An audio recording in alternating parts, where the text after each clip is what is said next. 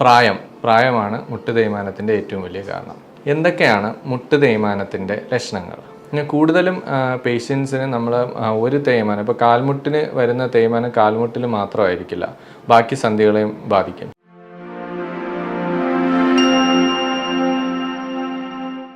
നമസ്കാരം, എൻ്റെ പേര് ഡോക്ടർ പ്രശാന്ത് JS. ഞാൻ കോഴിക്കോട് ഫാത്തിമ ഹോസ്പിറ്റലിലെ consultant trauma replacement and arthroscopy സർജനാണ്. ഞാൻ ഇന്നിവിടെ സംസാരിക്കാൻ പോകുന്ന വിഷയം മുട്ടുവേദനയും അതിൻ്റെ പരിഹാര മാർഗങ്ങളും. മുട്ടുവേദന നമ്മുടെ ശരീരത്തിലെ ഒരു വലിയ സന്ധിയാണ്. തുടയെല്ലും താഴത്തെ കാലിലെ എല്ലും ചേർന്നുണ്ടാവുന്ന ഒരു സന്ധി. അതിൻ്റെ മുന്നിലായി ഒരു ചിരട്ടയെല്ലും കാണപ്പെടുന്നു. തുടയെല്ലിനും നമ്മുടെ താഴെയുള്ള കാലിലെ എല്ലിനും ഇടയ്ക്ക് ഒരു തരുണാസ്ഥിയുണ്ട്. അതിനെ നമ്മൾ കാർട്ടിലേജ് എന്ന് പറയും.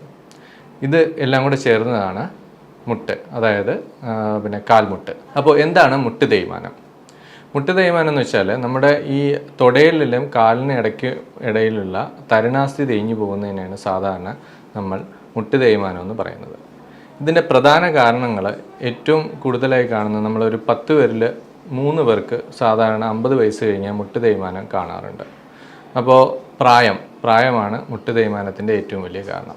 2, ചെറുപ്പകാലത്തൊക്കെ ഉണ്ടാകുന്ന പരിക്കുകൾ, അതിൽ നമ്മുടെ കാർട്ടിലേജ് അല്ലെങ്കിൽ തരുണാസ്ഥിയിലോ മുട്ടിനകത്തുള്ള ലിഗമെൻറ്റുകൾക്കോ മുട്ടിലെ വാഷറായ മെനിസ്കസിനോ ഉണ്ടാകുന്ന പരിക്കുകൾ അവസാനം മുട്ട് തേയ്മാനത്തിന് കാരണമാകാം.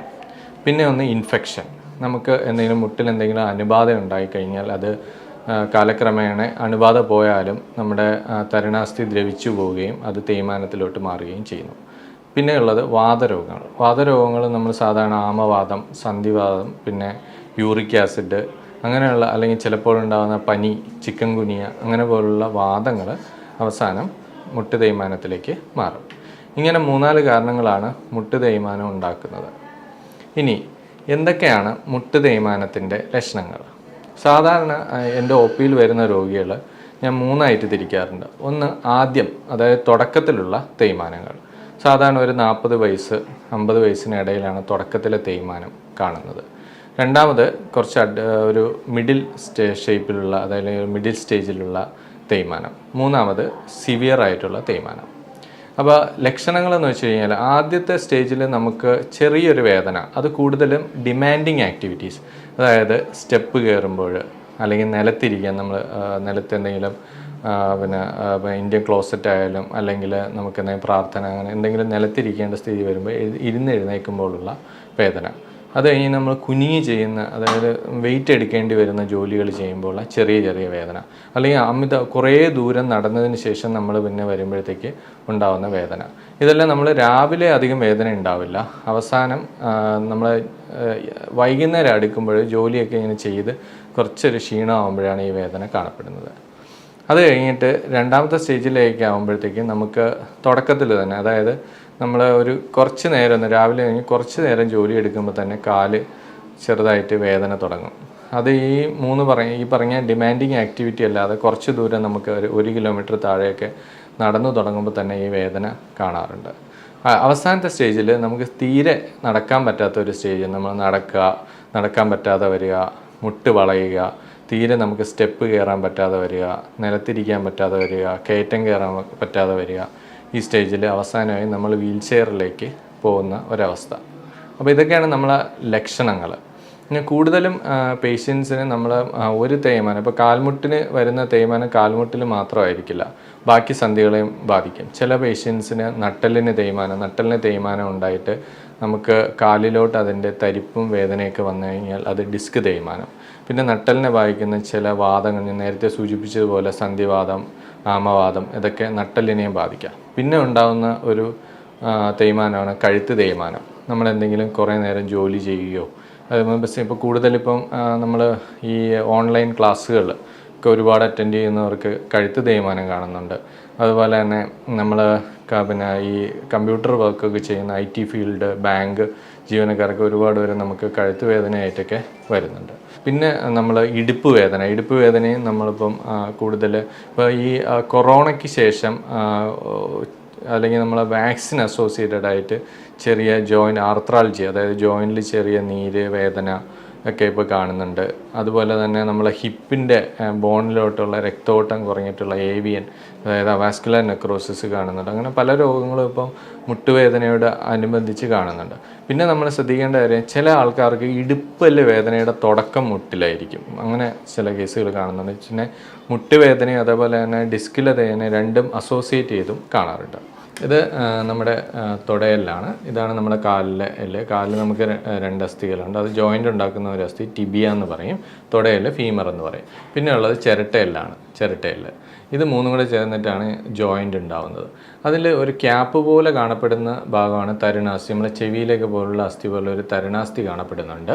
അത് കഴിഞ്ഞിട്ട് കാണുന്ന ലിഗമെന്റ്, നമ്മൾ ഉള്ളിൽ സൂക്ഷിച്ച് നോക്കിയാൽ അറിയാം, ലിഗമെൻറ്റുകൾ കാണുന്നുണ്ട്, സൈഡിൽ ലിഗമെൻറ്റുകൾ കാണുന്നുണ്ട്. പിന്നെ കാണുന്ന വാഷർ. ഇത്രയാണ് നമ്മളൊരു സന്ധിയുടെ ഘടന എന്ന് പറയുന്നത്.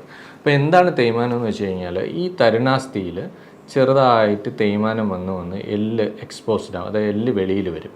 എല്ല് വെളിയിൽ വന്നു കഴിഞ്ഞാൽ പതുക്കെ എന്ത് ചെയ്യുമെന്ന് വെച്ച് കഴിഞ്ഞാൽ ചെറിയ വേദന, നമ്മളിങ്ങനെ നടക്കുമ്പോഴും ഓടുമ്പോഴും ഒക്കെ, അല്ലെങ്കിൽ നമ്മൾ കൂടുതൽ ഡിമാൻഡിങ് ഞാൻ പറഞ്ഞ ആക്ടിവിറ്റീസിൽ ഇവിടെ ഒരങ്ങി വേദന വരും.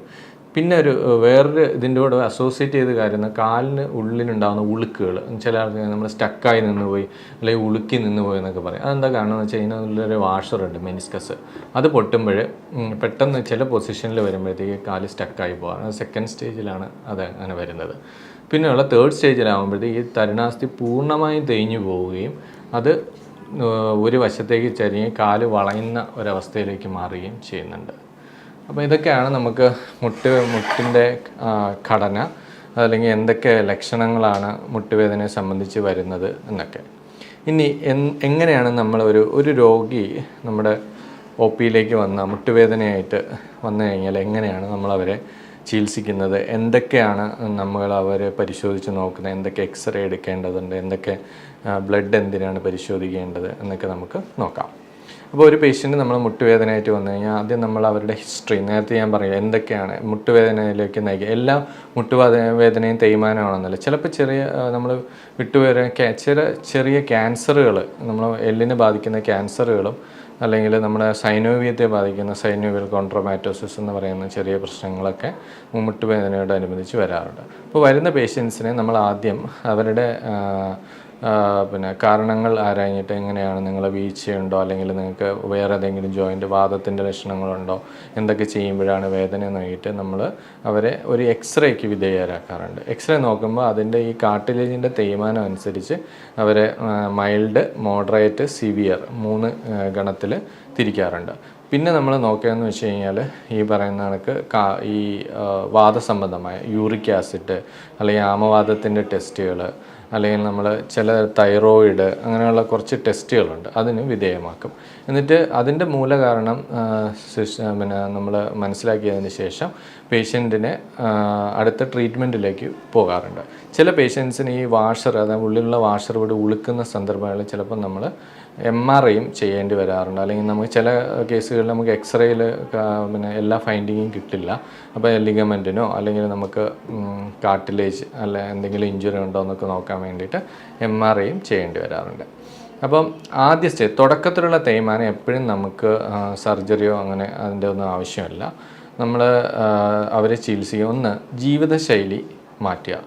അതായത് പ്രായമാകുമ്പോഴാണ് കൂടുതൽ ഒരു 80% ആൾക്കാരും പ്രായമാകുമ്പോഴാണ് തേയ്മാനം വരുന്നത്. ജീവിതശൈലി എന്ന് പറഞ്ഞാൽ ഹൈ ഡിമാൻഡിങ് ആക്ടിവിറ്റീസ് ഒഴിവാക്കുക. അതായത് നിലത്തിരിക്കുന്നത് ഒഴിവാക്കുക, സ്റ്റെപ്പ് കയറുന്നത് എത്രയും നമുക്ക് കുറയ്ക്കാൻ പറ്റുമോ അത്രയും കുറയ്ക്കുക.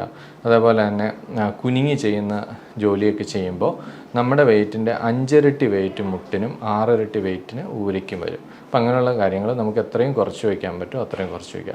2, ശരീരഭാരം കുറയ്ക്കുക. നമ്മളെന്തെങ്കിലും ചെറിയ എക്സസൈസുകളും നമ്മുടെ ഡയറ്റ്, നമ്മൾ ഒരുപാട് ഓയിലി ആയിട്ടുള്ളതും അന്നജം അടങ്ങിയതും ഫാറ്റി ഫുഡൊക്കെ ഒഴിവാക്കി, ജങ്ക് ഫുഡൊക്കെ ഒഴിവാക്കി നമ്മളെ വെയിറ്റ് കുറച്ച് വയ്ക്കുക എന്നാണ് രണ്ടാമത്തെ കാര്യം.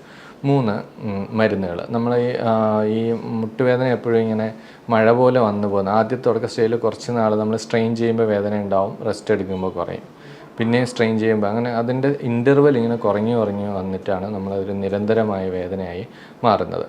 അപ്പം ആ സമയത്ത് നമ്മൾ മരുന്നുകൾ ആവശ്യം, നമുക്ക് വേദന സംഹാരികൾ ഡോക്ടർ നിർദ്ദേശിക്കുന്ന പ്രകാരം കഴിക്കുക. ചിലപ്പോൾ യൂറിക് ആസിഡ് അങ്ങനെ വാദത്തിൻ്റെ മരുന്നുകളൊക്കെ കുറച്ച് കഴിക്കേണ്ടി വരും.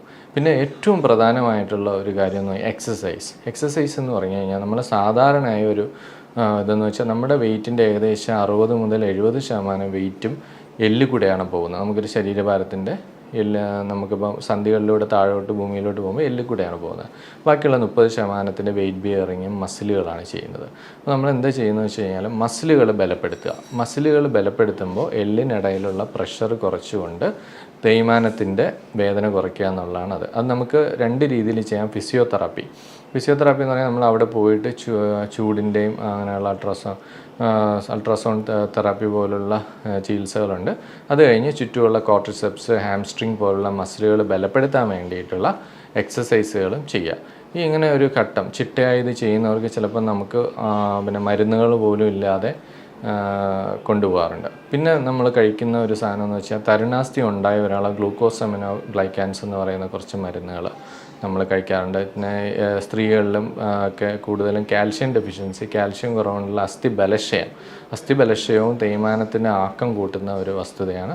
അപ്പോൾ കാൽഷ്യം ടാബ്ലറ്റുകളും നമ്മൾ ഡോക്ടറുടെ നിർദ്ദേശപ്രകാരം കഴിക്കേണ്ടി വരും.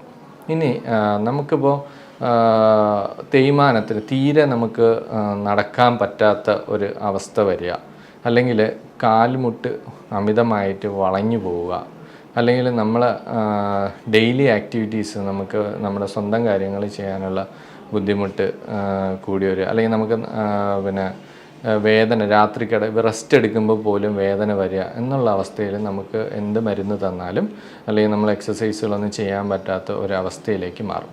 ആ സമയത്താണ് നമ്മൾ സർജറിയെക്കുറിച്ച് ആലോചിക്കുക. അപ്പം മുട്ട് മാറ്റിവയ്ക്കൽ ശസ്ത്രക്രിയ എന്ന് പറഞ്ഞാൽ നമുക്കിപ്പോൾ ഒരുപാട് പിന്നെ